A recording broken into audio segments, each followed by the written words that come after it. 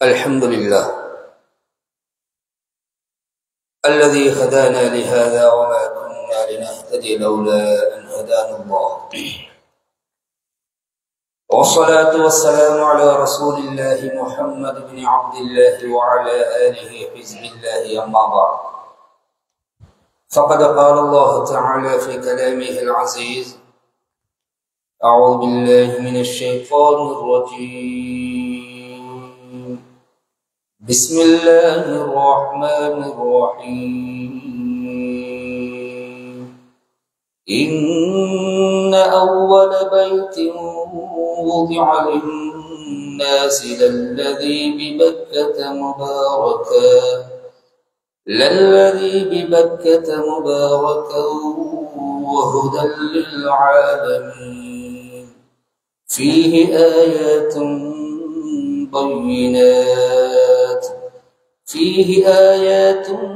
بينات مقام إبراهيم ومن دخله كان آمنا ولله على الناس حج البيت من استطاع إليه سبيلا ومن كفر فإن الله غني عن العالمين صدق الله العظيم. நிறைவுடைய வாழ்வழித்து நெருநிலத்தை காக்கவல்ல மறையளித்த இறைவனுக்கே மாபெரும் புகழ் அனைத்தும் அவனையே போற்றுகின்றேன், புகழ்கின்றேன். அல்ஹம்துலில்லாஹ்.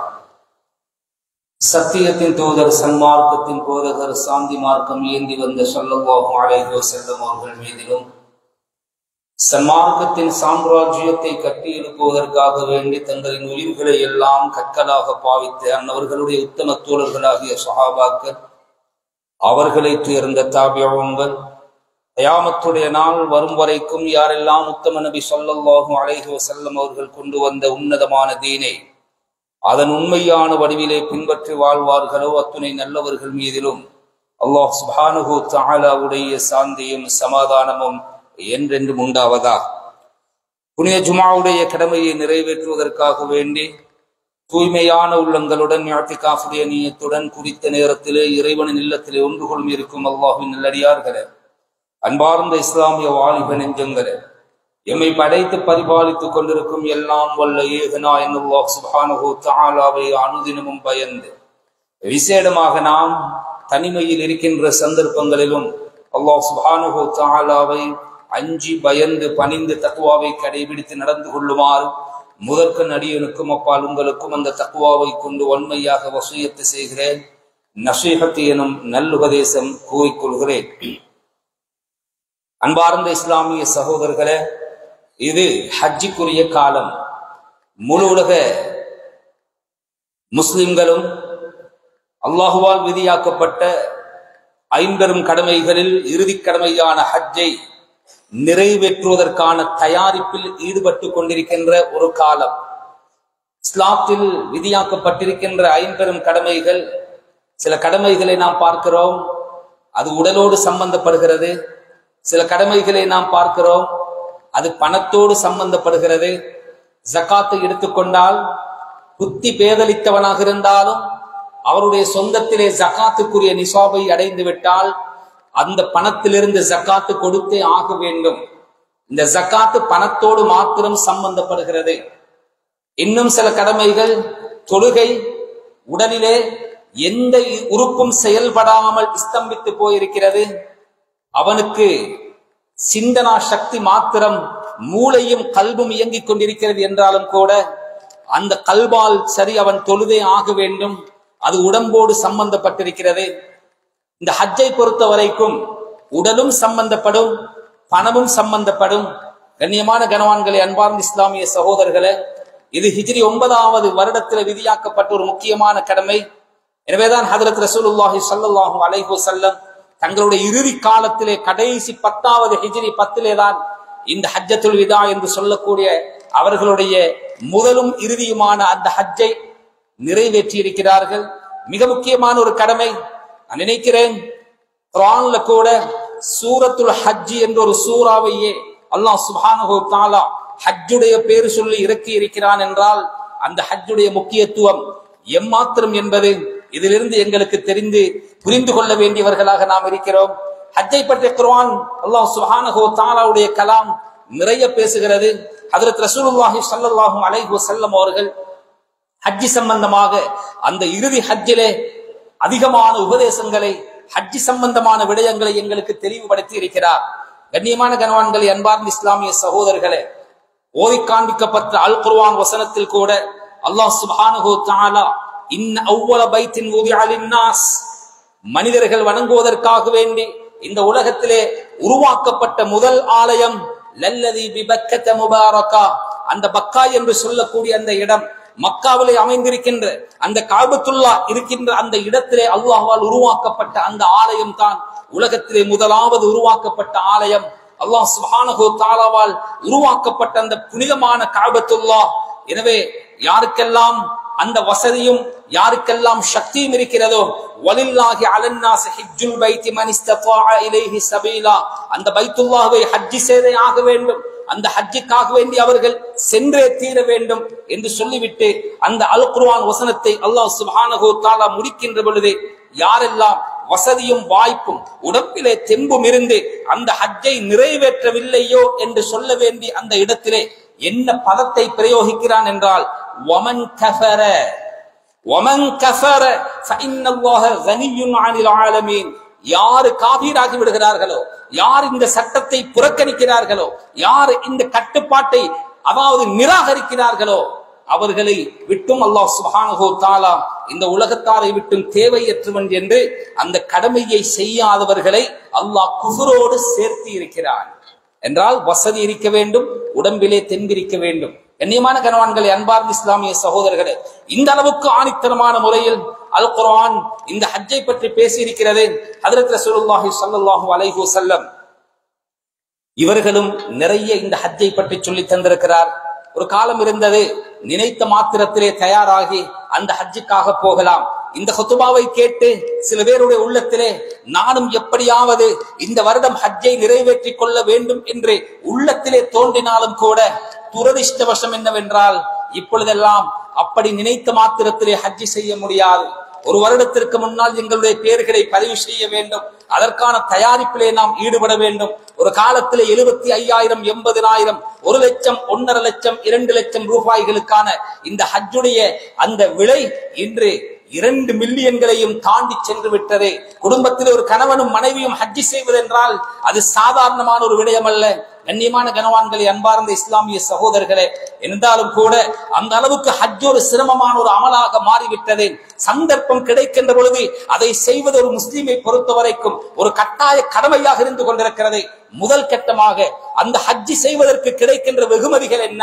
ஹஜ்ரத் ஸல்லல்லாஹு அலைஹி வஸல்லம் அவர்கள் சொல்லி இருக்கின்ற அந்த ஆச்சரியமான அந்த சிறப்பம்சங்களை பார்க்கின்ற பொழுதும் கேட்கின்ற பொழுதும், அந்த ஹஜ் செய்யாமல் ஒருவன் இருப்பானாக இருந்தால் அவன் ஒரு உண்மையான முஸ்லீமாக இருக்க முடியாது என்பதையும் ஹஜ்ரத் ஸல்லல்லாஹு அலைஹி வஸல்லம் அவர்கள் சொல்லி இருக்கிறார்கள். அதை பின்னால் நான் உங்களுக்கு ஞாபகப்படுத்துகிறேன். சொன்னார்கள் நாயகம் ஸல்லல்லாஹு அலைஹி வஸல்லம், மன் ஹஜ்ஜ ஃபலம் யர்ஃபுத் வலம் யஃப்ஸுக் ரஜா மின் துனூபிஹி கயௌமின் வலதத்துஹு உம்முஹு முத்தஃபக்குன் அலைஹ். யார் ஹஜ்ஜுக்காக சென்று ஆபாசமான செயல்பாடுகளில் ஈடுபடாமலும், அசிங்கமான வார்த்தைகளை, கெட்ட குணங்களில், கெட்ட செயல்களில் ஈடுபடாமலும் பக்குவமாக அந்த ஹஜ்ஜை நிறைவேற்றுகிறார்களோ அவர்கள் எப்படிப்பட்டவர்கள் என்றால், கயவுமின் வலதத்துஹு உம்முஹு, அன்று பிறந்த பாலகனை போன்று மாறிவிடுகிறான். ஹஜ்ஜை முடித்து கடைசி தவாஃபுல் விதாவையும் முடித்துவிட்டு ஹரம் ஷரீஃபில் இருந்து வெளியே எடுத்து வைக்கின்ற, கால் எடுத்து வைக்கின்ற ஒரு ஹாஜும் அதே நிமிடத்திலே தாயுடைய வயிற்றுக்குள்ளே இருந்து இந்த உலகத்தை நோக்கி பிறப்பதற்காக வேண்டி தலையை வெளியே கொண்டு வருகின்ற குழந்தைக்கும் பாவத்திலே எந்த வித்தியாசமும் கிடையாது. எப்படி பாவம் அற்ற பரிசுத்தமான ஒரு குழந்தையாக இந்த மண்ணுக்கு மேலால் அந்த குழந்தை பிறக்கிறதோ, அதே அந்தஸ்திலே ஒரு ஹஜ்ஜை முடித்தவர் நிலை மாறுகிறது என்ற கருத்தை ஹஜ்ரத் ஸல்லல்லாஹு அலைஹி வஸல்லம் அவர்கள் இந்த ஹதீஸின் மூலம் தெளிவுபடுத்துகிறார்கள். என்றால் அதிலே கிடைக்கின்ற ஆகப்பெரிய பெனிஃபிட், எங்களுடைய எல்லா வகையான பாவங்கள் மன்னிக்கப்பட்டுவிடும். சொன்னார்கள் நாயகம் ஸல்லல்லாஹு அலைஹி வஸல்லம், அம்ர் இப்னுல் ஆஸ் ரலியல்லாஹு தஆலா அன்ஹு முக்கியமான ஒரு சஹாபி, தன்னுடைய சக்கராத்துடைய நேரம் சூழ இருக்கிறவர்களை பார்த்து தான் இஸ்லாத்திற்கு வந்த சரித்திரத்தை அவர்கள் ஞாபகப்படுத்துகிறார். ஏங்கி ஏங்கி அழுகிறார்கள். ஹஜ்ரத் ஸல்லல்லாஹு அலைஹி வஸல்லம் அவர்களுடைய ஞாபகம் வந்துவிட்டது. எல்லோரையும் போல நானும் இஸ்லாத்தை தழுவுவதற்காக ஹஜ்ரத் ஸல்லல்லாஹு அலைஹி வஸல்லம் அவர்களுடைய கரம் பற்றினேன். யா ரசூலல்லாஹ், எனக்கும் ஷஹாதத்துடைய கலிமாவை சொல்லித் தாருங்கள், நானும் இஸ்லாத்தை தழுவ வேண்டும் என்று சொன்னேன். ஸல்லல்லாஹு அலைஹி வஸல்லம் தங்களுடைய முபாரக்கான வாய் திறந்து அந்த கலிமாவை மொழிவதற்கு ஆரம்பிக்க முன்னால் சட்டென என்னுடைய கையை நான் திரும்ப எடுத்துக்கொண்டேன்.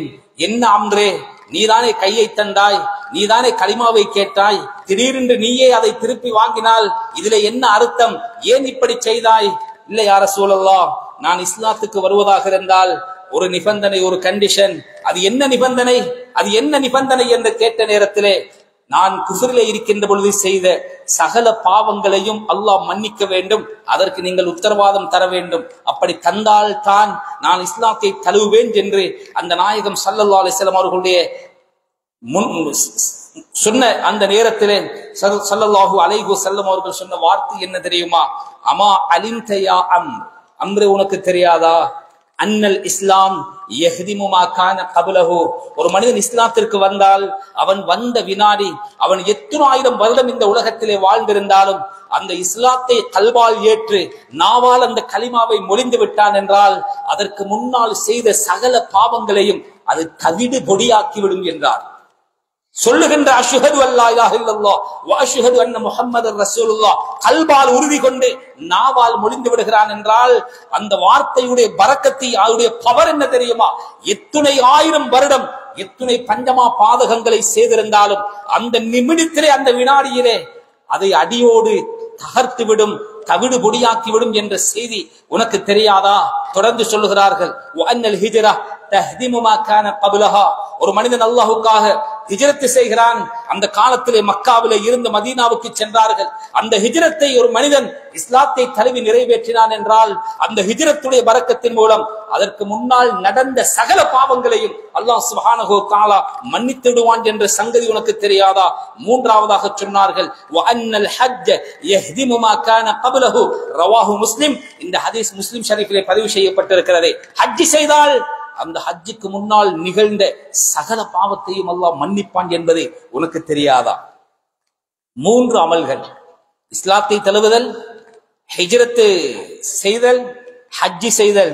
இந்த மூன்று அமல்களும் விதிவிலக்கில்லாமல் சிறிய பாவம் பெரிய பாவம் வேறுபாடு பாகுபாடு வித்தியாசம் எதுவும் இல்லாமல் அத்துணை பாவங்களும் அடியோடு அழிக்கப்படும் என்ற கருத்தை ஹஜ்ரத் ரசூலுல்லாஹி ஸல்லல்லாஹு அலைஹி வஸல்லம் அவர்கள் இந்த ஹதீஸின் மூலமாக சுட்டிக்காட்டி இருக்கிறார்கள். கண்ணியமானவர்களே, அந்த அளவுக்கு ரொம்ப பெருமதியானது, ரொம்ப முக்கியமான ஒரு அமல் ஹஜ்ஜுடைய அமலாக இருந்து கொண்டிருக்கிறது. இன்னும் ஹஜ்ரத் ஸல்லல்லாஹு அலைஹி வஸல்லம் அல் ஹஜ்ஜுல் மப்ரூர் லைஸ லஹு ஜஸாஉன் இல்லல் ஜன்னah, ஒப்புக்கொள்ளப்பட்ட ஹஜ் இருக்கிறதே அந்த ஹஜ்ஜுக்குரிய கூலி சுவர்க்கத்தை தவிர வேறு கிடையாது என்றார். கண்ணியமான கனவான்களே, சகோதரர்களே, இந்த ஹஜ்ஜுடைய சிறப்பம்சங்களில் ஒன்று, தான் செய்த பாவங்கள் மன்னிக்கப்படுவதை விட இந்த உலகத்தில் ஒரு மனிதனுக்கு கிடைக்கின்ற வேறு பெரிய பாக்கியம் எதுவும் கிடையாது. ஸல்லல்லாஹு அலைஹி வஸல்லம் அவர்கள் அடிக்கடி சொல்லுவார்கள், ஒரு சஹாபி வந்து கேட்கிறாங்க, யா ரசூலல்லாஹ், துஆக்கள் அதிகமாக ஒப்புக்கொள்ளப்படுகின்ற நேரம் எது என்று கேட்ட நேரத்திலே ஸல்லல்லாஹு அலைஹி வஸல்லம் ஒரு கட்டத்திலே பலவாறு சொல்லி இருக்கிறார்கள். அதானுக்கும் இகாமத்திற்கும் இடையிலே கேட்கின்ற துஆவை அல்லாஹ் கபூலாக்குவான் என்றார்கள். திரும்ப அந்த சஹாபி கேட்கிறாங்க, அந்த குறுகிய நேரத்திலே எதை அல்லாஹ்விடத்திலே கேட்டால் ரொம்ப பொருத்தமாக இருக்கும் நாயகமே? சொன்னார்கள் நாயகம் ஸல்லல்லாஹு அலைஹி வஸல்லம், ஸலில்லாஹல் அஃப்வ வல் ஆஃபியா, உன்னுடைய பாவத்திற்கான மன்னிப்பையும் உன்னுடைய தேகத்திற்கான ஆரோக்கியத்தையும் அல்லாஹ்விடத்திலே கேள். இந்த உலகத்தில் இருக்கின்ற ஆகப்பெரிய நியமத்துகளில் இரண்டு நியமத்துகள் இருக்கிறது. ஒன்று எங்களுடைய உடல் ஆரோக்கியம், மற்றது எங்கள் பாவங்களுக்கான மன்னிப்பு. இந்த பாவங்களுக்கான மொத்தமான மன்னிப்பையும் இந்த ஹஜ்ஜி பெற்று தருகிறது. மௌத்துக்கு பின்னால் ஒரு மனிதனுக்கு கிடைக்கின்ற ஆகப்பெரிய நியமத்து என்ன தெரியுமா? அவன் ஒரு சுவனவாதியாக மாறி விடுவதுதான், அவன் ஒரு சுவர்க்கவாதியாக மாறி விடுவதுதான். சொன்னார்கள் நாயகம் ஸல்லல்லாஹு அலைஹி வஸல்லம், இந்த ஹஜ்ஜி எப்படியாப்பட்ட ஹஜ்ஜி என்பது, எப்படியாப்பட்ட அமல் என்று தெரியுமா? அல் ஹஜ்ஜுல் மப்ரூர், புண்ணியம் நிறைந்த ஹஜ் இருக்கிறதே, லைஸ லஹு ஜஸாஉன் இல்லல் ஜன்னah, சுவர்க்கத்தை தவிர குறைந்த கூலி அதற்கு வேறு எதுவுமே கிடையாது. கண்ணியமான கனவான்களே, அன்பார்ந்த இஸ்லாமிய சகோதரர்களே, உலகத்திலே கிடைக்க வேண்டிய ஆகப்பெரிய நியமத்தான பாவ மன்னிப்பும், மௌத்துக்கு பின்னால் கிடைக்க வேண்டிய ஆகப்பெரிய நியமத்தான சுவர்க்கமும் அதை பெற்றுத் தருகின்ற ஒரு அமல் இருக்குமாக இருந்தால் அது இந்த ஹஜ்ஜாக இருந்து கொண்டிருக்கிறது என்பதை ஹஜ்ரத் ரசூலுல்லாஹி ஸல்லல்லாஹு அலைஹி வஸல்லம் அவர்கள் இந்த ஹதீஸின் மூலம் எங்களுக்கு தெளிவுபடுத்தினார். மினாவிலே நாயகம் ஸல்லல்லாஹு அலைஹி வஸல்லம் அவர்கள் அமர்ந்திருக்கின்ற அந்த வேளையிலே 2 மனிதர்கள் வருகிறார்கள். வந்து, யா ரசூலல்லாஹ், உங்களிடத்திலே சில முக்கியமான சில விடயங்களை நாம் கேட்பதற்காக வேண்டி வந்தோம், எங்களுக்கு சொல்லித்தர முடியுமா என்று கேட்ட நேரத்திலே ஹஜ்ரத் ஸல்லல்லாஹு அலைஹி வஸல்லம் அப்பப்ப அவர்கள் நுபுவத்து உண்மையானது என்பதை அவர்கள் நிரூபிப்பார்கள். வந்த 2 பேரிடத்திலும் கேட்டார்களா? வந்தவர்களிடத்திலே கேட்டார்கள், நீங்கள் எதை கேட்க வந்தீர்கள் என்ற கேள்வியையும் நானே எழுப்பி, சுப்ஹானல்லாஹ், நீங்கள் எந்த நோக்கத்திற்காக வந்திருக்கிறீர்கள் என்ற நோக்கத்தையும் நானே சொல்லி அதற்கான பதிலை சொல்லட்டுமா, அல்லது நீங்களாகவே அந்த கேள்வியை கேட்க நான் பிறகு பதிலை சொல்லட்டுமா என்று கேட்ட நேரத்திலே இவர்கள் ஆச்சரியப்படுகிறார்கள். அட, நாங்க கேட்க வந்த கேள்வி அது உங்களுக்கு எப்படி தெரியும் என்ற ஒரு கேள்வியோடு அந்த பார்வை அமைந்திருந்தது. யா ரசூலல்லாஹ், அந்த கேள்வியையும் நீங்களே கேட்டு அந்த பதிலையும் நீங்களே சொல்லுங்கள் என்று சொன்ன நேரத்திலே அது ஒரு நீண்ட ஹதீஸ், அனைத்தையும் சொல்லுவதற்கு இந்த மிம்பர் மேடை இடம் கொடுக்காது. ஒரு ஹஜ்ஜுக்காக வேண்டி வீட்டிலிருந்து வெளிப்படுகின்ற பொழுது உங்களுக்கு கிடைக்கின்ற நன்மை என்ன? முதலாவது அந்த கஅபாவை பார்த்து வலம் வருகின்ற பொழுது கிடைக்கின்ற அமல் என்ன? கஅபத்துல்லாவை வலம் வந்து 2 ரக்காத் தவாஃப், அந்த தவாஃபுடைய 2 ரக்காத் தொழுவதில் கிடைக்கின்ற நன்மை என்ன? பிறகு சை செய்வதின் நன்மை என்ன? முடியிறக்குவதின் நன்மை என்ன? குர்பான் கொடுப்பதின் நன்மை என்ன என்பதைத்தானே நீங்கள் கேட்க வந்தீர்கள். எல்லாவற்றையும் ஹஜ்ரத் ஸல்லல்லாஹு அலைஹி வஸல்லம் அவர்கள் சொல்லிவிட்டு இறுதியாக அந்த ஹதீஸிலே அந்த சிறப்பை சொல்லுகின்ற பொழுது வஅம்மா தவாஃபுக பில் பைத் பஅத ذلك சொல்லப்பட்ட அந்த ஹஜ்ஜுடைய எல்லா கடமைகளையும் முடித்துவிட்டு பிரயாண தவாஃப் என்று இருக்கிறதே, கடைசியிலே வருகின்ற பொழுது செய்ய வேண்டிய தவாஃபுல் விதா இருக்கிறதே, அந்த தவாஃபை நீ செய்ய ஆரம்பிக்கின்ற பொழுது ஃபஇன்னக ததூஃபு வலா தம்பலக், சுப்ஹானல்லாஹ், எந்த ஒரு பாவமும் உன் பட்டோலையில் இல்லாமல் இருக்கின்ற நிலையில் தான் நீ அந்த தவாஃபை ஆரம்பிக்கிறாய். உலகத்திலே நாம் எத்தனையோ அமல்கள் செய்வோம். இப்பொழுது ஜும்மாவை தொழப்போகிறோம், நானும் தொழப்போகிறேன், இன்ஷா அல்லாஹ் நீங்களும் தொழப்போகிறீர்கள் என்றால் அந்த தக்பீரை நாம் கட்டினாலும் இந்த ஜும்மாவுக்கு முன்னால் நாம் செய்த நிறைய பாவங்கள் இருக்கு. அந்த பாவத்தோடு தான் ஒவ்வொரு தொழுகையையும் நாம் நிறைவேற்றுகிறோம். எந்த பாவத்தை குற்றம் பிடித்து எங்களுடைய அமல்களை பழைய துணிமாவதை சுருட்டி அல்லாஹ் முகத்திலே அடித்து விடுவான் என்பதை தெரியாது. உலகத்திலே நீ முதலாக பாவமே இல்லாமல் செய்கின்ற ஒரு அமலையும் அந்த புனிதமான கஅபாவை வலம் வரக்கூடிய தவாஃபாகவே அல்லாஹ் ஆக்கி வைத்திருக்கிறான். பார், வஅம்மா தவாஃபுக பில் பைத் ஃபஇன்னக ததூஃபு வலா தம்பல, எந்த பாவமும் இல்லாமல் அந்த இறுதி தவாஃபை நீ ஆரம்பிக்கிறாய். ஆரம்பித்து வெளியே வருகின்ற பொழுது யத்தி மலக்குன் ஹத்தா யதஅ யதைஹி,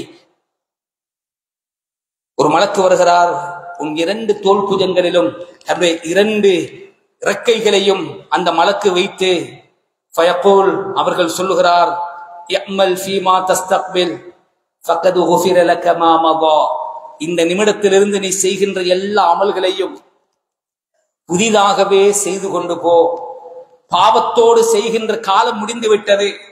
இன்று இந்த கஅபாவில் இருந்து ஹரமில் இருந்து வெளியேறுகின்ற உனக்கும் இதே நிலையில் தாயுடைய வயிற்றிலிருந்து வெளியேறுகின்ற குழந்தைக்கும் எந்த வித்தியாசமும் கிடையாது. எப்படி ஒரு பாவமும் இல்லாமல் அறியாமல் பச்சிலம் பாலகராக அந்த குழந்தை பிறந்து உலகத்திற்கு வருகிறானோ அதே மாதிரி உன்னுடைய வாழ்க்கையில் செய்த சகல பாவங்களும் மன்னிக்கப்பட்ட நிலையில் தான் முதலாவது இந்த ஹரமில் இருந்து உன் காலை எடுத்து வெளியே வைக்கிறாய். இதற்கு பின்னால் புதிதாக உன்னுடைய அமல்களை நீ செய்து கொள் என்று அந்த மலக்கு நன்மாராயம் கூறி அனுப்புகிறார் என்று ஹஜ்ரத் ரசூலுல்லாஹி ஸல்லல்லாஹு அலைஹி வஸல்லம் அவர்கள் சொல்லியிருக்கிறார்கள். என்றால் கண்ணியமான கனவான்களே, இந்த பாக்கியத்தை அடைவதற்கு 20 லட்சம் அல்ல 2 கோடி கொடுத்தாலும் அது ஈடாகாது. அவ்வளவு பெரிய ஒரு பொக்கிஷமான ஒரு பாக்கியம் நிறைந்த ஒரு கடமைதான் அந்த ஹஜ்ஜுடைய கடமையாக இருந்து கொண்டிருக்கிறது. எனவே கண்ணியமான கனவான்களே, அன்பார்ந்த இஸ்லாமிய சகோதரர்களே, ஹஜ்ஜை முடித்து உயிரோடு வந்தால் பாவம் இல்லாமல் அன்று பிறந்த பாலகனை போன்று திரும்புகிறார். சில சமயம் அந்த ஹஜ்ஜிலே அவர் மௌத்தா போனால், ஆரம்ப காலத்திலே கப்பல்களிலே ஹஜ்ஜுக்கு போவார். பிரயாணம் கப்பலிலே நடக்கும். போறதுதான், திரும்பி வருகிறேன் என்று சொல்ல மாட்டார். நான் போகிறேன் என்ற கண்ணீரோடு தான் விடைபெறுவார். அவர்களுடைய சொத்துக்களை பிரித்து விடுவார்கள், வசியத்துகளை எழுதி விடுவார்கள், கடன்களை ஒப்படைத்து விடுவார்கள். கப்பலிலே கால் எடுத்து வைக்கின்ற பொழுதே பக்கத்திலே பார்ப்பார்களாம், சப்பையான சில கருங்கற்கள் அங்கே அடுக்கி வைக்கப்பட்டிருக்கும். ஒரு ஹஜ்ஜுக்கு போன கப்பலிலே போனவர் சொல்லுகிறார், அந்த காலத்திலே நான் போகும் பொழுது மாலுமி வருகிறார், இந்த கற்கள் எதற்காக வைக்கப்பட்டிருக்கின்றன என்று கேட்டேன். அவர் என்னை ஒரு வாட்டி ஏற இறங்க பார்த்தார். கட்டாயம் சொல்லித்தான் ஆக வேண்டுமா? ஆம் சொல்லுங்களேன். இல்ல சொல்ல வேண்டிய அவசியம் இல்லை என்று நினைக்கிறேன். பிரச்சனை இல்லையா? இல்ல கட்டாயம் சொல்லுங்கள். இல்ல வரும் பொழுது சொல்லுகிறேனே, இல்ல இப்பொழுதே சொல்லுங்கள். அவர் சொன்னாராம், திடீரென்று போகும் வழியிலே மாத கணக்கிலே கடல் பிரயாணம், யாராவது மரணித்தால் இந்த கல்லிலே வைத்து அவருடைய ஜனாசாவை கட்டி அப்படியே கடலிலே இறக்கி விடுவோம். வேற எங்கு போய் அடக்கம் செய்ய? எத்தனை நாளை கண்ட ஜனாசாவை வைத்துக் கொள்ள? கண்ணியமான கனவான்களே, அன்பார்ந்த இஸ்லாமிய சகோதரர்களே, இந்த மாதிரியான நிலை சில பேருக்கு வரும். இப்னு அப்பாஸ் ரலியல்லாஹு தஆலா அன்ஹு அவர்கள் சொல்லுகின்ற ஹதீஸை பாருங்கள். பைன ரஜுலுன் வாகிஃபுன் மஅ ரசூலில்லாஹி ஸல்லல்லாஹு அலைஹி வஸல்லம் பி அரஃபா, அரஃபாவிலே ஹஜ்ஜத்துல் விதாவிலே பைகம்பர் ஸல்லல்லாஹு அலைஹி வஸல்லம் அவர்களோடு ஹஜ் செய்து கொண்டிருக்கிறோம். திடீரென்று ஒரு மனிதர் மாநபி ஸல்லல்லாஹு அலைஹி வஸல்லம் அவர்களுக்கு பக்கத்திலே நின்றிருந்தான். திடீரென்று அன் ராஹிலத்திஹி, அவருடைய வாகனத்திலே இருந்து அவர் கீழே விழுந்து விட்டார். அந்த ஒட்டகம் அவரை மிதித்து அவரை கொன்று விட்டது. என்று இந்த ஹதீஸுக்கு விளக்கம் எழுதுகின்ற பொழுது எழுதுகிறார். மிருகத் அதனுடைய குணத்தை காட்டிவிடும். இஹ்ராமோடு இருக்கிறார், அரஃபாவுடைய மைதானத்தில் இருக்கிறார், இவர் மரணித்து விட்டார். ஃபகால ஸல்லல்லாஹு அலைஹி வஸல்லம், உடனடியாக ஸல்லல்லாஹு அலைஹி வஸல்லம் அந்த ஜனாசாவுக்கு செய்ய வேண்டிய ஃபத்வாக்களை மலமளவென கொடுக்கிறார்கள். இக்ஸிலூஹு பிமாஇன் வஸித்ர், இலந்தை கலந்த நீரிலே அவரை குளிப்பாட்டுங்கள். வகஃபினூஹு பிஸௌபை, ஏனைய ஜனாசாக்கள் மாதிரி அங்க சம்பூர்ணமாக அவர்களை சுத்தி கபனிட வேண்டாம். இஹ்ராமுடைய ஆடை, அந்த 2 ஆடைகளை அவர் அணிந்திருந்த அந்த 2 ஆடைகளை கொண்டே அவர்களை கபன் செய்யுங்கள்.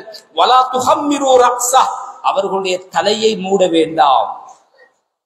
இஹ்ராம் அணிந்தால் ஆண்கள் தலையை மூடுவது ஹராம், கூடாது.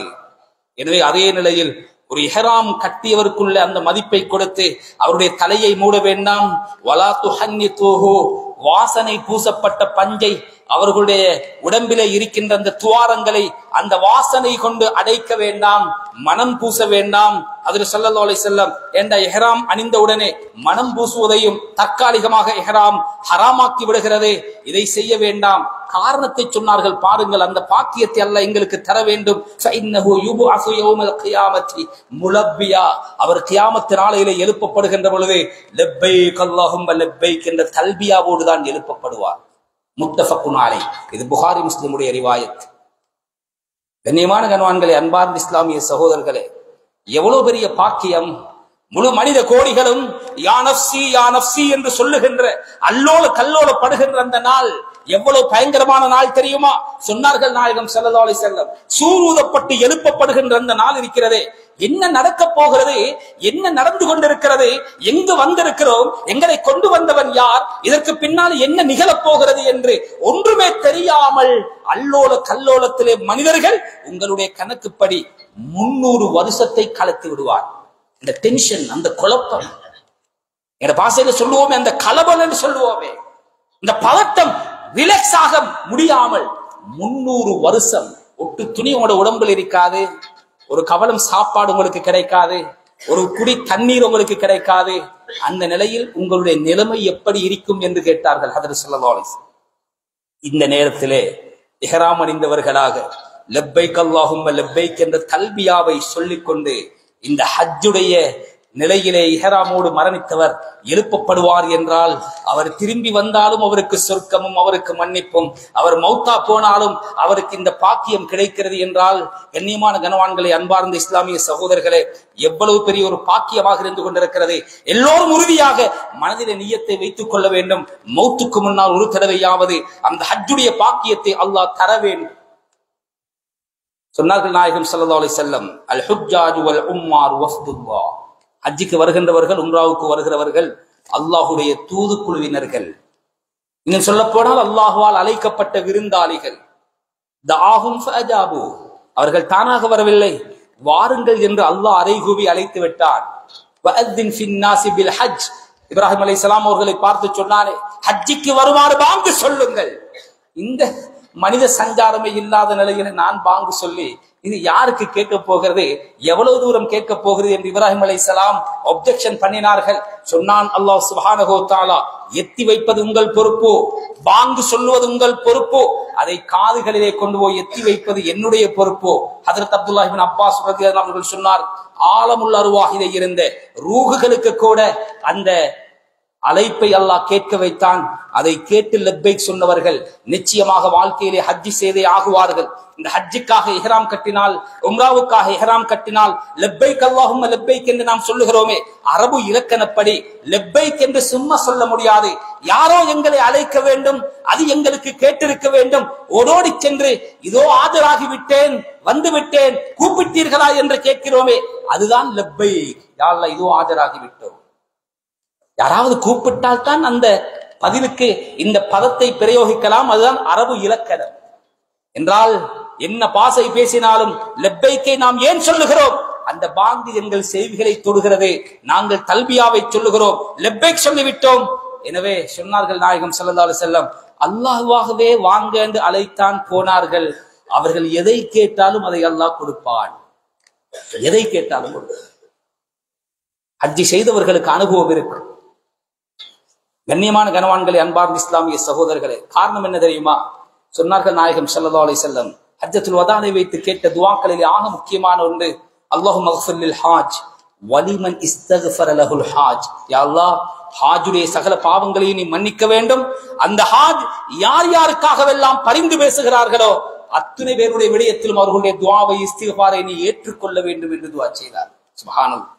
சென்ற வெள்ளிக்கிழமை காலையில் கண்டி மாநகரத்திலே சுபகுடைய தொழுகை முடித்துவிட்டு சுன்னத்தை தொழுத ஒரு சகோதரர்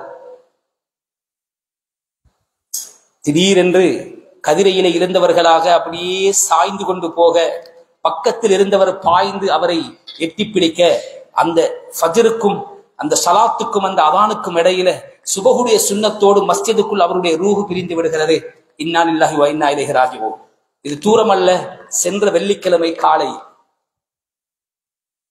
அந்த பக்கத்தில் இருந்த மனிதர் சென்ற வருடம் எங்களோடு ஹஜ்ஜி செய்த சகோதரர், எங்களோடு ஹஜ்ஜி செய்தவர். உண்மையிலே அவருக்கு ஆச்சரியம் என்ன தெரியுமா? அந்த ஹஜ்ஜிக்கு அவரை தஷ்கீல் பண்ணியவர் அந்த கதிரையிலே விழுந்து மரணித்தவர். ஹஜ்ஜி செய்தே ஆகணும், நீங்க மட்டுமில்ல உங்களோட மனைவியும் செய்தே ஆகணும் என்று ஓர்டர் போட்ட மாதிரி சொன்னாரே. கண்ணியமான சகோதரர்களே, அவர் வந்து அவருக்காக துஆ செய்கின்ற பொழுது அவர் சொன்னார், உங்களுக்காக துஆ செய்ய வேண்டும் என்று சொல்லுகிறீர்களே, உங்களுடைய எந்த தேவையை நான் அல்லாஹ்விடத்திலே துஆவாக கேட்க வேண்டும் என்று கேட்ட நேரத்துல அந்த மௌத்தா போன சகோதரர் சொல்றாரு, நான் மக்காவுல மௌத்தா போக வேண்டும் அல்லது மதீனாவுல மௌத்தா போக வேண்டும், ரெண்டும் எனக்கு கிடைக்கலையா, எங்கேயாவது அல்லாஹுடைய ஒரு மாளிகைக்குள்ளால் நான் மௌத்தாகி போகவேன். ஏரியா பொறுப்புதார். மௌத் எங்கே வருகிறது? அல்லாஹுடைய மாளிகைக்குள்ளே. காலம் வெள்ளிக்கிழமை சுபகுடைய நேரம். அந்த ஜனாசாவை பிடிக்கின்ற பக்கத்தில் உள்ளவர் அவருக்காக துஆ கேட்டவர். கண்ணியமான கனவான்களே, சகோதரர்களே, இந்த ஹதீஸுடைய ஆழத்தை பாருங்கள். எதற்காக துஆ கேட்கிறார்களோ, யாருக்காகவெல்லாம் துஆ கேட்கிறார்களோ, அந்த ஹாஜுடைய துஆவை மாத்திரமல்ல, அவர்கள் எத்தனை பேருடைய எந்தெந்த தேவைக்காக கேட்டாலும் அனைத்தையும் யா அல்லாஹ் நீ அங்கீகரிக்க வேண்டும் என்பதை ஹஜ்ரத் ஸல்லல்லாஹு அலைஹி வஸல்லம் அவர்களுடைய துஆ.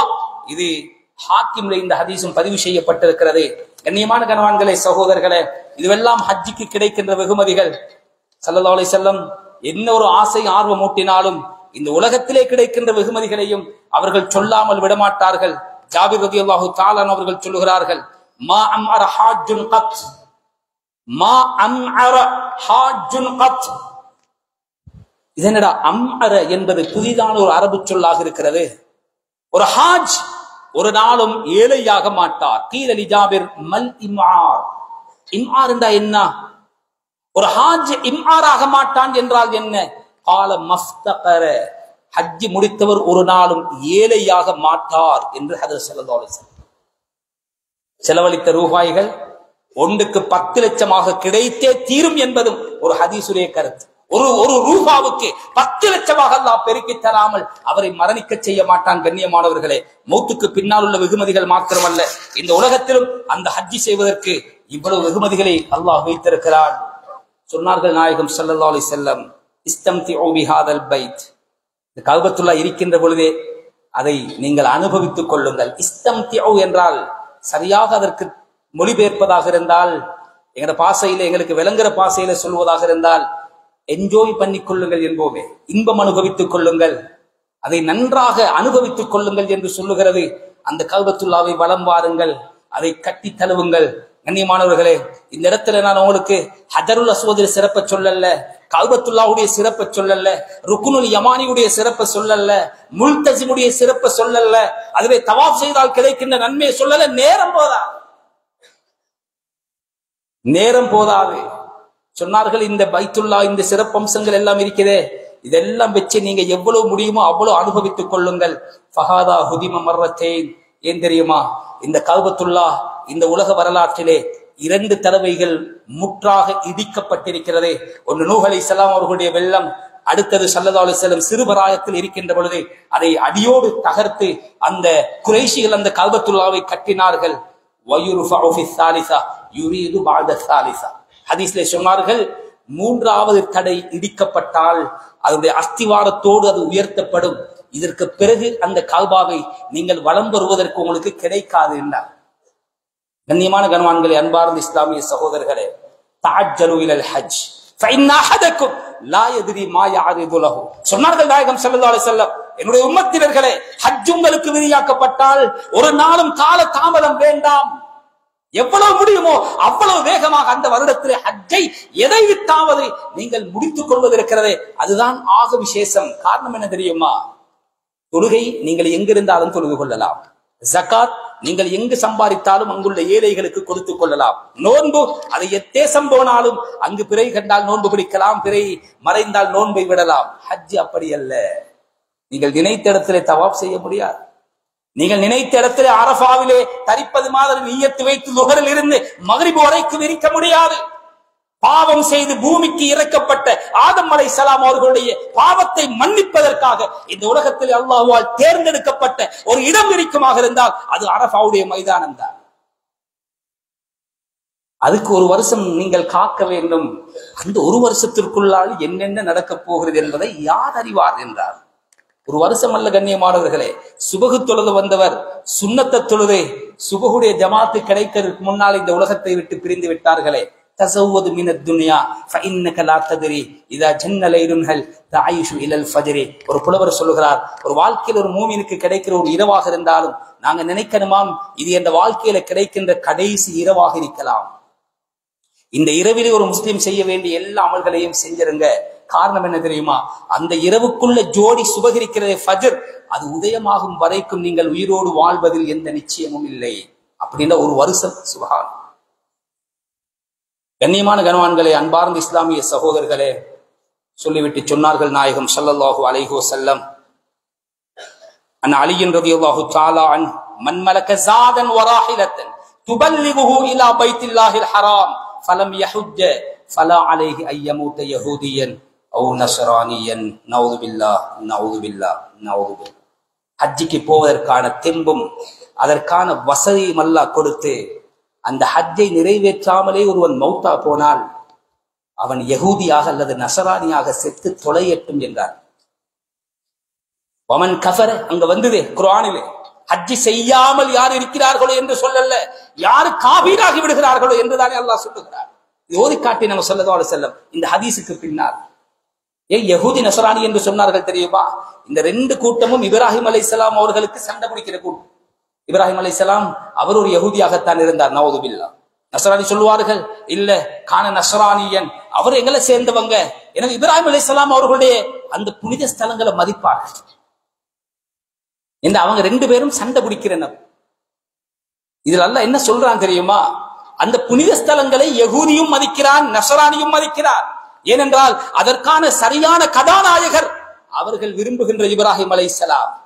நீங்களும் கஅபத்துல்லாஹ், சுப்ஹானல்லாஹ், எவ்வளவு ஆசை, எவ்வளவு பூரிப்பு.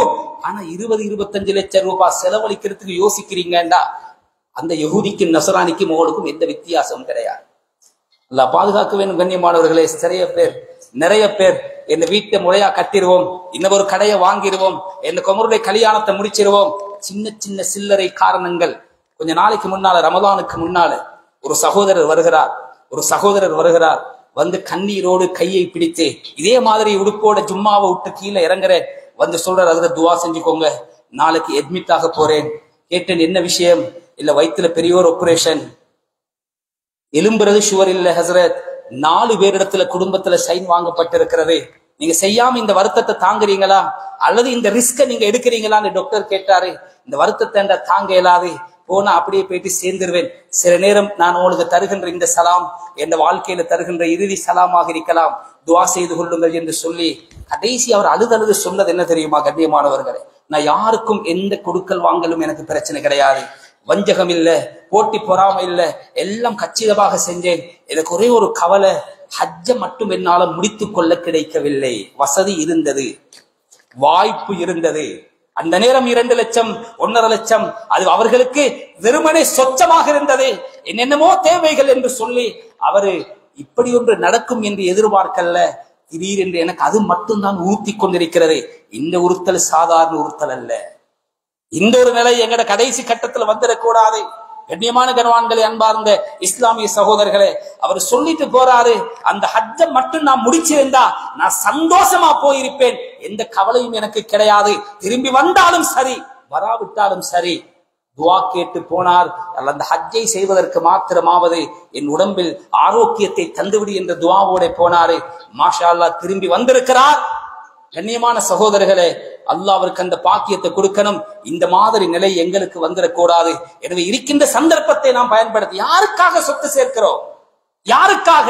அல்லாஹ் பாதுகாக்க வேண்டும். நாம் சேர்த்து வைத்த சொத்துகளுக்கு இன்று சில பிள்ளைகள் சண்டை பிடிப்பதை பார்க்கின்ற பொழுது, எதற்கடா இதை சம்பாதித்தேன் என்று தலையிலே கையை வைக்கிற நிலைமையில் எத்தனையோ பெற்றோர்கள் இருந்து கொண்டிருக்கிறார்கள். கண்ணியமானவர்களே, எனவே இறுதியாக குத்பாவை முடிப்பதற்கு முன்னால் கடைசியாக ஒரு விடயத்தை சொல்லி நான் முடித்துக் கொள்கிறேன். ஹஜ்ஜுடைய இந்த கடமையினால் நான் பெற வேண்டிய பாடம் என்ன? படிப்பினையில் இஹ்ராம் உடுத்ததற்கு பின்னால முதலாவது இறையச்சம். உடுத்ததற்கு பின்னால் ஒரு முடிய கலட்டக்கூடாது, அத்தர் பூசக்கூடாது, ஆண்கள் தலையை மறைக்க கூடாது, பெண்கள் முகத்தை மறைக்க கூடாது. நிறைய அந்த இஹ்ராமுடைய முக்கியமான பேண வேண்டிய வாஜிபாத்துகள் இருக்கிறது. சில பேரை நீங்கள் பார்த்தால் சுப்ஹானல்லாஹ், ஃபிளைட்டுக்குள்ள வருவாங்க, தள்ளாடி வருவாங்க, ஹஸ்ரத்தை தேடுறது கஷ்டம் என்ற எல்லாரும் அங்க தொப்பி போட முடியாது. இன்று இந்த சபையை பார்த்தா தொப்பி இல்லாத ஒரு தலையே விளங்காது. நான் எத்தனையோ மிம்பர்லயே உங்களோட ஊரை பத்தி நான் பேசி இருக்கிறேன். தொப்பி இல்லாத ஒரு பள்ளிவாசலை பார்க்கிறேன்டா, இந்த மதவாக்குலம் வர வேண்டும். அழகாக இருக்கிறது கண்ணியமான சகோதரர்களே. ஆனா இஹ்ராம் உடுத்தால் துப்பி போடக்கூடாது. அது ஹஸ்ரத்தாக இருந்தாலும் சரி, முஃப்தியாக இருந்தாலும் சரி, தேடி வருவாங்க. ஹஸ்ரத் இருக்கிறீங்களா? ஓ, கொஞ்சம் தூக்கம் வைத்திருச்சு ஹஸ்ரத், கொஞ்சம் தலை சொறி வந்துச்சு, நல்லா தலையை சொரிஞ்சிட்டேன். விழித்து பார்த்தால் சாப்பாடு தர்றதுக்கு பிளைட்ல லைட்டை போட்ட உடனே ஒரு சின்ன முடி ஒன்று உளுந்திருக்கிறது ஹஸ்ரத், நான் இதுக்கு என்ன பண்றது? இதான் தக்குவா. என்னோட உடம்புல முளைத்திருக்கின்ற ரோமம் அது தானாக ஏதோ ஒரு நிலையால விழுந்து விட்டது. அல்லாஹ்வுடைய கட்டளையை மீறி விட்டேனா, என்னுடைய ஹஜ் புறக்கணிக்கப்படுமா என்ற பயம் இருக்கிறதே. இதை அல்லாஹ் உணர்த்துகிறான் தெரியுமா? உன் உடம்பிலே முளைத்திருக்கின்ற முடியாகட்டும், உன் நகத்திலே பிஞ்சி தொங்குகின்ற ஒரு துண்டு வெட்டி எறிகின்ற நகமாக இருக்கட்டும், என் அனுமதி இல்லாமல் கை வைக்க கூடாது. அந்த உடம்பில் இருக்கின்ற ரோமமும் உனக்கு சொந்தமானதல்ல, அது எனக்கு சொந்தமானது. நான் எப்ப வெட்ட சொல்றேனோ வெட்டு, நான் எப்ப எடுக்க கூடாது என்று சொல்லுகிறேனோ நீ எடுக்க கூடாது. இஹ்ராமுடைய உம்ராவுடைய 4 ஃபர்த். முதலாவது மீகாத்திலே நியத்து வைக்கணும், 2வது தவாஃப செய்யணும், 3வது தொங்கோட்டம் ஓடணும், 4வது முடிய இறக்கணும். இப்ப வந்து கேட்பாங்க, ஹஜ்ரத் இஹ்ராம் உடுத்ததற்கு பின்னால் ஒரு முடி களையக்கூடாது என்று சொன்ன இஸ்லாம், சஹி செய்ததற்கு பின்னால் எல்லா முடியும் வலிக்கணும் என்று சொல்றதே என்ன ஹஜ்ரத்? புரியுதில்லை. உட்காருண்டா உட்காரு, எலும்புண்டா எலும்போ, இந்த கட்டுப்பாடு இருக்கிறதே, இந்த கண்ட்ரோல் உங்க வாழ்க்கையில வர வேண்டும். இதுதான் ஹஜ். அடுத்தது, நீங்க அரசராக இருந்தாலும் கூட அந்த கிரீடத்தை அந்த கிரீடத்தை போட்டு நீங்க மன்னர் என்று அங்கு காட்டக்கூடாது. அதனால யாருமே தலையை மூடக்கூடாது. கண்ணியமான கணவான்களே, அன்பார்ந்த இஸ்லாமிய சகோதரர்களே, அங்கு ஒற்றுமை சுப்ஹானல்லாஹ். யாராக இருந்தாலும் தைக்காத ஆடைதான் யாவரும் அணிய வேண்டும். அது நபியாக இருந்தாலும் சரி, அரசராக இருந்தாலும் சரி. ஆண்கள் தைக்காத உடுப்பு, ஆண்கள் தலையை மூடக்கூடாது. எல்லா பாசை பேசக்கூடியவர்களாக இருந்தாலும் லப்பைக் அல்லாஹும்ம லப்பைக் என்ற சங்கநாதத்தை தவிர அங்கு வேறு முழக்கம் கிடையாது. கண்ணியமானவர்களே, ஒற்றுமை, சமத்துவம், நீ யாராக இருக்கட்டும், எவராக இருக்கட்டும், அல்லாஹுடைய பார்வைக்கு முன்னால் நான் ஒரு அடிமை என்பதை அங்கு நீ நிரூபிக்க வேண்டும். இதுதான் ஹஜ்ஜுடைய தத்துவங்கள். ஒற்றுமை அங்கு பிரகடனப்படுத்தப்படுகிறது. கண்ணியமான சகோதரர்களே, இறையச்சம் அங்கு எங்களுக்கு வலியுறுத்தப்படுகிறது. ஹஜ் என்றால் இதுவெல்லாம் வந்து அந்த வாழ்க்கையில் மிகப்பெரிய ஒரு மாற்றத்தை தர வேண்டிய ஒரு அமலாக இருந்து கொண்டிருக்கிறது. எனவே யாரெல்லாம் அந்த ஹஜ்ஜுக்குரிய சந்தர்ப்பம் இன்னும் கிட்டவில்லையோ, கிடைக்கவில்லையோ, மௌத்துக்கு முன்னால் அல்லாஹ் சுப்ஹானஹு வ தஆலா நம் அனைவருக்கும் அந்த சந்தர்ப்பத்தை தந்தருள்வானாக. யார் எங்களுடைய பாவங்களை மன்னித்தருள்வாயா. எங்களை பெற்று வளர்த்த பெற்றோர்களுடைய சகல பாவங்களையும் மன்னித்தருள்வாயா. எங்கள் பெற்றோர்கள் யாரெல்லாம் கபராளிகளாக இருக்கிறார்களோ அத்தனை பேருடைய கபறுகளையும் சொர்க்க பூங்காக்களாக ஆக்கி அருள்வாயா. ஹயாத்தோடு வாழ்கின்ற பெற்றோர்களுடைய வாழ்க்கையை வளமாக்கி நோய்களை குணமாக்கி வைப்பாயா. யா அல்லாஹ், எங்களுடைய குழந்தைகளின் எதிர்காலங்களை ஒளிமயமாக்கி வைப்பாயா. அவர்களுடைய கல்வி ஞானத்திலே பறக்கச் செய்வாயா. கெட்ட நண்பர்களுடைய சகவாசங்களை விட்டு அவர்களை பாதுகாத்தருள்வாயா. மோசமான பழக்க வழக்கங்களை விட்டு அவர்களை பாதுகாத்தருள்வாயா. யா அல்லாஹ், கெட்ட பயங்கரமான ஆபத்தான நோய்களை விட்டு எங்களை பாதுகாத்தருள்வாயா. எங்களோட ஆஃபியத்திலே ஆரோக்கியத்திலே பறக்கச் செய்வாயா. உன் அமலுக்கு தடையான எந்த நோயையும் எங்களுக்கு தந்து விடாதே யா அல்லாஹ். எங்களோட கடைசி காலத்தை அடுத்தவர்களுக்கு பாரமாக்கி விடாதே ரஹ்மானே. எங்களோட உடம்பிலிருந்து வெளியேறுகின்ற அசுத்தங்கள், நஜீசுகளை நாங்களாகவே சுய உணர்வோடு இருக்கும் பொழுதே, எங்களோட இடது கரங்களாலே கழுவி சுத்தம் செய்து கொண்டிருக்கும் பொழுதே எங்களை மௌத்தாக்கிறியா அல்லாஹ்.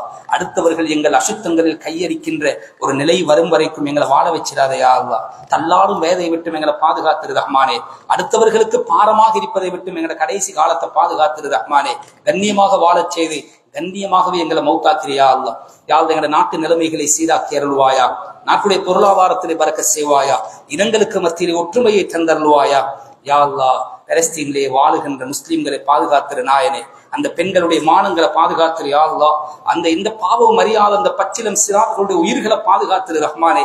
நபிமார்களுடைய கால் பட்ட பூமியா அல்லாஹ், உலகத்திலே ஆக சிறந்த பூமியாக இருக்கின்ற பூமிகளில் ஒரு பூமியாக இருக்கிறது ரஹ்மானே. யா அல்லாஹ், அந்த பூமியை முஸ்லிம்களுடைய கையிலே நீ ஒப்படைத்து விடுவாயா.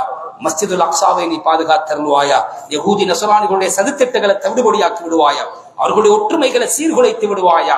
அவர்களுடைய ஆயுதங்களை செயலுக்கு செய்து விடுவாயா.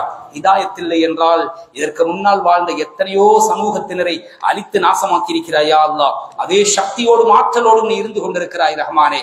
யா அல்லாஹ், உலக மக்கள் எல்லோருடைய கண்களும் குளிர அந்த யகூதிகளுக்கும் நீ ஒரு பயங்கரமான தண்டனையை கொடுத்து விடுவாயாக. யா அல்லாஹ், அந்த முஸ்லிம்களை பாதுகாத்தருள்வாயா.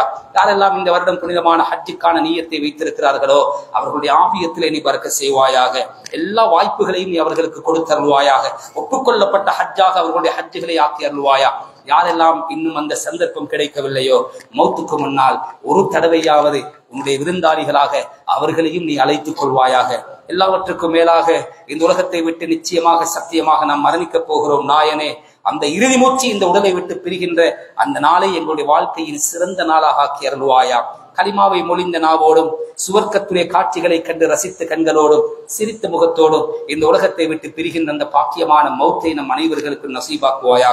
துஆக்களை கபூல் செய்து கொள்வாயாக. வஆகிரு தஅவானா அல்ஹம்துலில்லாஹி ரப்பில் ஆலமீன்.